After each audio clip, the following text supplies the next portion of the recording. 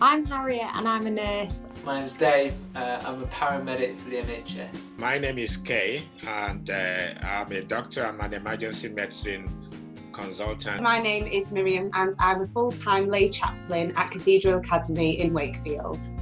One of the best parts of the job is meeting lots of people.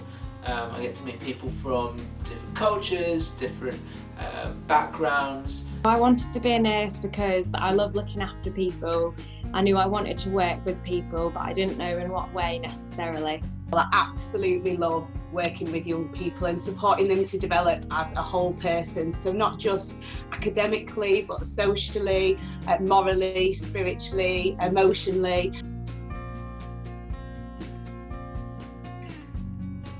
You need courage every day, and more so now.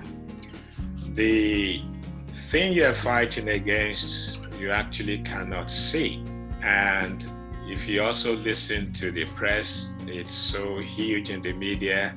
You hear a lot about people who have died in the process, and it takes some courage to get up every morning to go into the same environment and expose yourself to this thing that you cannot actually see. Courage is not about being afraid, but it's about going into those situations where you are scared, and courage comes when you know that you can fail and you can learn from it and you can do better the next time. We've completely changed the kind of patient that we look after. So we're cardiology nurses, so that's to do with looking after the heart. And now we're looking after patients who have got problems with their lungs. So we're learning a lot of new skills, and that's exciting and it can be scary. Seen incredible acts of courage and kindness as well, and I think that's been really exciting for me to see that even though we're quite separate from each other at the moment in terms of physically, and we can still see that our community is showing that courage and kindness that we promote so much at the Academy as well. To be honest, it's quite exciting to be part of the force that's helping get people better and get over the pandemic.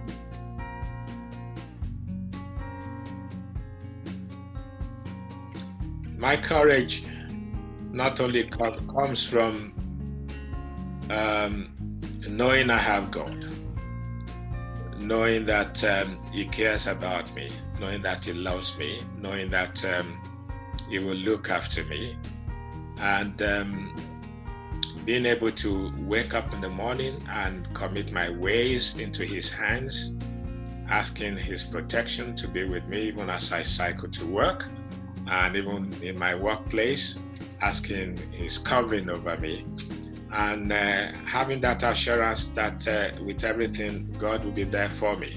My courage also comes from the example of other people, particularly those in my community.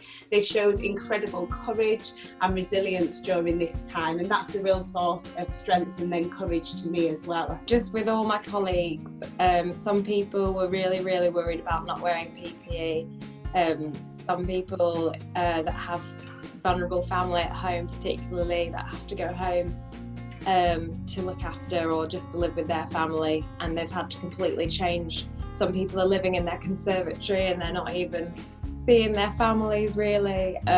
So I think just the way that all my colleagues are dealing with it, they're all being really courageous.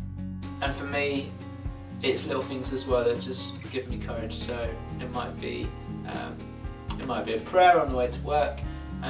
It might be a quick phone call with my wife, and often it's chatting to my colleagues or somebody I trained with. Sometimes it reminds me of David and Goliath, but at least David could see Goliath, even though they were quite different in sizes. But this is something that is actually, compared to you, it's a lot smaller, but you cannot actually see it. And so it takes a lot of courage to get up in the morning to say you're going to actually put yourself in what is potentially a difficult and a harmful way.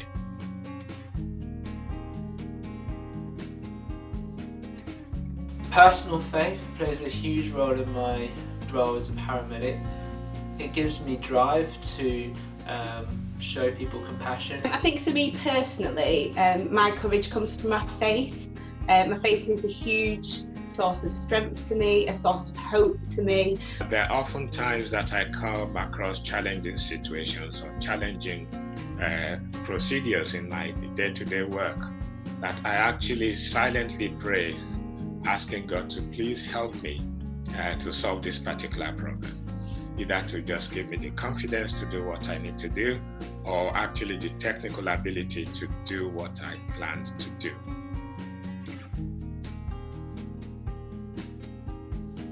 I think during this time, we've really seen the best of a lot of people. I think if you look across the world as well as local community, there's been so many amazing examples of people showing extreme kindness to other people and recognising the importance of community. We had one student in particular who took a big PA system and set it up outside his nan's house and was singing to her during lockdown, and naturally the whole street then came out to hear him, and it was just an amazing display of kindness. I think as a country we've changed how we treat each other, and I think everybody's a lot more caring and kind to each other now, and everyone's checking in on each other. The pandemic has actually brought out a lot of kindness. I think by the end of this pandemic, I probably will have put on a little more weight, because the amount of chocolate and food that is brought by people from the community into the hospitals every day, which we share. So we've had staff teams giving out local food parcels to vulnerable people in the community. We've had staff making scrubs for the NHS. And also amongst ourselves as colleagues, we've drawn closer together. We all face a common enemy, so it's brought us closer. You look out for each other, you care about each other, you want to know that each person is getting on well. Friends and family support is really amazing. So many of my friends have sent me like little presents and little cards and things, and everybody clapping on a Thursday and all things like that. Surprising how much that makes you feel better about what you're doing or gives you the courage to do it. I get to see kind people all the time. I go in, if I meet somebody if I get called to a job with somebody who's falling over in the street, I'm often surprised at how many people are just wanting to help. Like, there's just people coming from all over the place that want to, that have offered their coats to cover up patients and keep them warm in the rain, or have used their jumpers to put against like a wound that's bleeding or something. And people are kind when in times where people need help. It's amazing to see how kind people can be.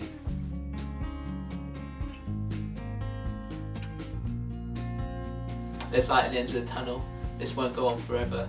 Reset your mind and reset your lifestyle and try new things. It is normal to feel worried. It is normal to feel anxious. It is normal to